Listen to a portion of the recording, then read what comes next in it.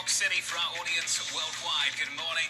Good morning. The countdown to the Open starts right now. 30 minutes away from the opening bell for what feels like the longest quarter ever. Q1 has literally taken forever. We close it out with today's session. Your equity market is a little bit lower. Off session lows, though, we are negative by around about 21, call it 22 points on the S&P 500, down 0.8%.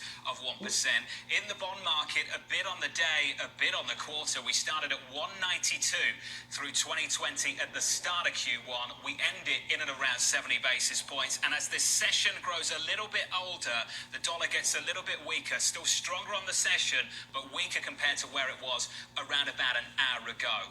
On the quarter, I've got to say this. Things are better now than they were 2 weeks ago. China's economy is arguably in a better position now than it was a month ago. But things are in a whole lot worse position than they are now compared to the start of Q1. And it's Q1 I want to wrap up right now and cross over to Bloomberg's Anne-Marie. Hey, Anne-Marie.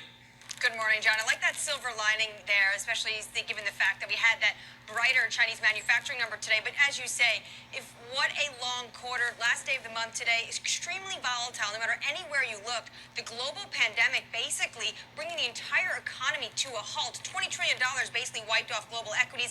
U.S. equities, the S&P 500, having its worst quarter since 2008.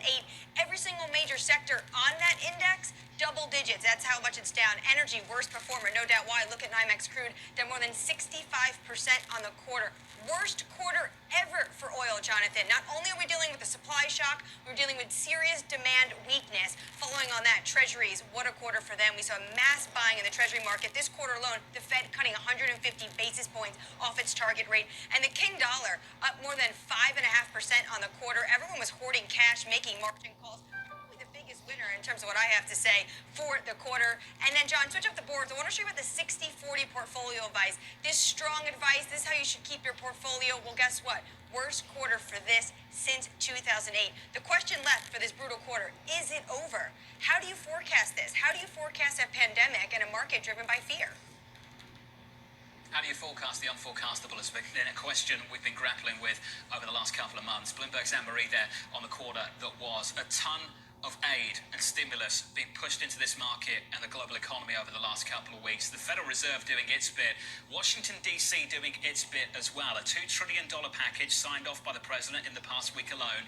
And already, before the checks even hit the bank accounts, before the loans, the aid even reaches small businesses, we are already talking about another round, more fiscal aid coming out of Washington. I want to bring in our chief Washington correspondent, Bloomberg's Kevin Cirilli, for more. Good morning to you, Kevin.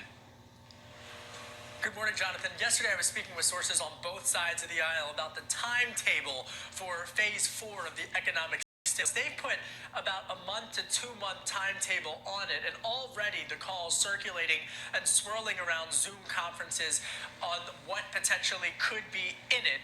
Take a look at what the White House is saying, because White House and congressional Democrats are preparing for new measures, and the White House is compiling this list from government agencies that is essentially $600 billion, and the proposals include more state aid, financial assistance for mortgage market, as well as from the travel industry.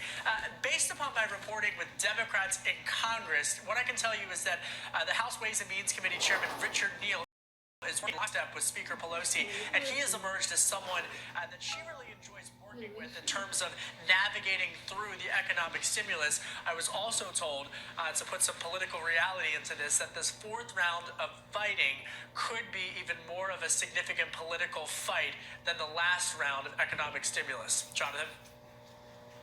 I imagine that will be the case as well. Kevin, always great to get your thoughts. Stay close, won't you? Kevin Cirilli there down in Washington.